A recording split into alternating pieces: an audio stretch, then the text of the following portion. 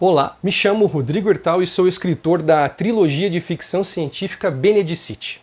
A minha ideia de escrever um livro veio daquela frase que acho que todo mundo já ouviu, que todo mundo antes de morrer deveria escrever um livro, plantar uma árvore e ter um filho. Na época que eu escutei isso, eu devia ter uns 17, 18 anos. Eu já tinha plantado árvores, se não me engano eu já namorava na época, eu imaginava que eu ia casar e um dia ter um filho. E hoje eu tenho um filho. E eu escrever um livro, eu falei, é algo um pouco diferente. E a partir desse start, dessa frase, que comecei a mexer com isso, comecei a escrever o livro. Você é autor da trilogia Benedicite, atualmente com 2 livros publicados. Conte para nós um pouco sobre como foi escrever esses 2 livros, como funciona seu processo de escrita e como você estruturou uma história tão rica com informações. A partir do momento que veio esse start de eu escrever um livro, a minha procura primeiro foi ficção ou fantasia, que eram os 2 gêneros que eu mais gostava. E a minha formação é nas ciências da natureza. Eu fiz biologia e física, então assim, com a base que isso me deu, eu acabei procurando a ficção científica. O primeiro livro, se você for pegar desde o momento que eu comecei a mexer com ele até eu publicar, levou em torno de 20 anos. Obviamente que eu não ficava todos os dias. Eu escrevia um pouco, parava para ter ideias, para pesquisar e lógico, nesse tempo foram criadas novas tecnologias, novas invenções na ciência. Eu utilizei isso também no livro. Então assim, o primeiro, eu fui mais escrevendo as ideias e a história como eu queria contar, mas eu não tinha ele bem estruturado.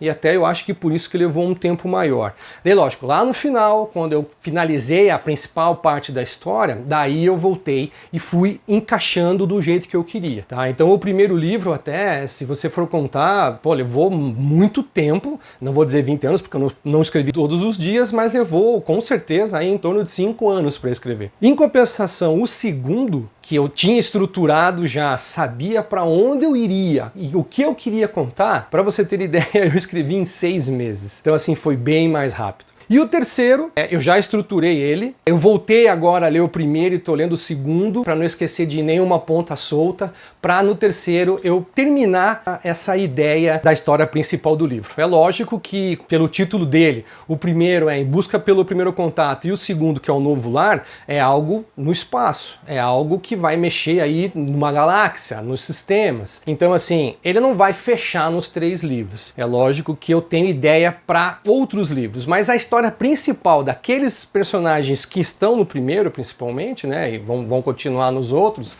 a ideia é terminar eles em 3 livros. E a parte da história ser tão rica, eu tive algumas influências, como por exemplo o livro do Código da Vinci, que ele conta uma história com fatos, né, históricos reais. E eu quis trazer isso também. Eu acho que isso enriquece muito. No livro que eu tenho, tudo que é citado em relação à história é verdade. Então assim, eu mexo muito com a Guerra Fria e com a corrida espacial. Então tudo que eu cito, tudo que eu comento no livro são fatos reais. É a parte da história mesmo, da evolução dessas ciências. Você já trabalhou como professor de ciências e é um grande conhecedor de física, biologia e química. De onde vem seu interesse pelas ciências? No ensino fundamental, né, eu lembro mais da segunda parte do ensino fundamental, eu tinha aula de ciências no laboratório. E aquela parte de fazer experiências, eu achava fantástico. Depois veio a parte da biologia, a parte ambiental também, ali já no ensino médio, que daí separa, né, biologia, química e física. A biologia chamou mais a minha atenção naquela época. A parte da natureza, hoje, para você ter ideia, eu tenho um aquário marinho em casa, então essa parte da biologia eu gosto muito. Eu tenho abelha em casa, aquelas abelhas sem ferrão, eu tenho algumas árvores frutíferas, então essa parte ambiental sempre me atraiu. E na época eu fiz biologia. A química, quando eu fiz biologia, a química eu tinha um pouco mais de facilidade, então para mim era um assunto um pouco mais tranquilo. E a física, por que eu fiz física, né? Porque quando eu comecei a lecionar na disciplina de ciências, que é as 3, né, química, física e biologia, a física eu tinha um pouco mais de dificuldade. E eu resolvi fazer física. Hoje, se fosse para escolher entre física e biologia, acho que eu escolheria física. E dentro da faculdade que eu fiz de física, tinha como se fosse uma especialização em astronomia. E eu segui ela também, que é algo que me conquistou. Então assim, eu acho que esse interesse em ciências vem desde aquela época. Eu lembro dos professores que eu gostava bastante nessa parte de ciências e que acabaram me traindo. E até quando eu lecionei, eles foram um pouco do meu exemplo, assim, da minha inspiração de de como dar aula, né? De como tentar também passar isso para os alunos. E você também é um apaixonado pelo espaço, inclusive tem como sonho ver a Terra de fora. De onde vem seu interesse por astronomia? Eu sempre gostei de olhar para o céu à noite, né? Desde criança. Eu moro em Curitiba e a gente tem uma casa de veraneio numa praia em Santa Catarina. E eu lembro que a gente ia para a praia com toalha e deitava de noite para ficar olhando o céu. Ver as estrelas, lógico, os planetas, a Lua. Então até aqui perto aqui eu tenho um quadro da Lua aqui que eu gosto bastante. Vi muita estrela cadente, a gente ficava ali 3, 4 horas durante a noite batendo papo com outras pessoas, deitado na areia olhando para o céu. Então isso sempre me atraiu. Até eu tenho um telescópio, então eu lembro que a primeira vez à noite no telescópio que eu vi Saturno e os anéis, nossa, eu pulava de altura, assim, que eu achei aquilo sensacional. O espaço sempre me atraiu. Então estrelas, planetas, esse assunto sempre me atraiu. Então é lógico, quando eu fiz a física e tinha esse curso de especialização em astronomia, não pensei 2 vezes, eu vou fazer astronomia. E eu lembro que eu fui em observatório, olhar tudo, algo que sempre me atraiu. Então lógico, tudo isso fez com que eu acabasse indo para esse lado, né, de escritor de ficção científica, né? O que te levou a escolher o Quênia como palco para o evento central de Benedicite, que é a queda do objeto não identificado?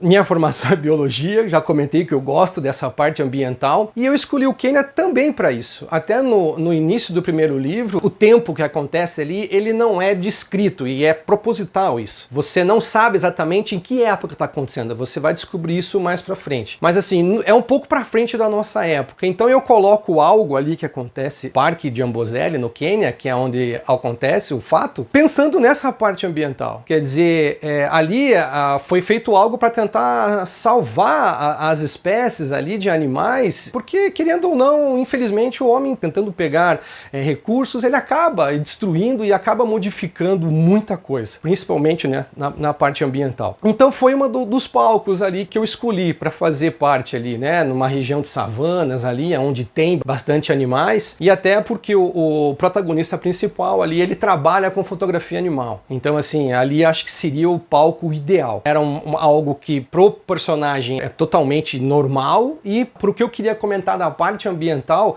também foi uma região que eu achei interessante. Se a gente pegar hoje os principais filmes, né? Eu vou falar em filmes, não vou falar em livros, os principais filmes sempre, quase nunca acontece lá, né? E é uma região que a parte ambiental, para quem é biólogo, é sensacional. Johnny é um personagem bastante complexo, que se vê envolvido inesperadamente em uma situação ainda mais complexa. Qual foi a sua maior inspiração na hora de construir o personagem Johnny? Então, assim, a minha ideia ali, o Johnny, não é um spoiler, está desde o começo do livro, ele é um jornalista que, na atual parte do livro, ali no cenário do livro, ele é um fotógrafo que faz essa parte ambiental. Só que a formação dele é jornalista investigativo. Uma das escolhas por ser essa área de atuação dele foi para ele ter esse start do que vai acontecer. Tem essa queda desse objeto, acontece alguma coisa, ele consegue enxergar esse objeto, depois ele vê que o exército ali, eles tiram esse objeto, eles trocam esse objeto. Quando eles vão falar isso para o público, eles mudaram o objeto.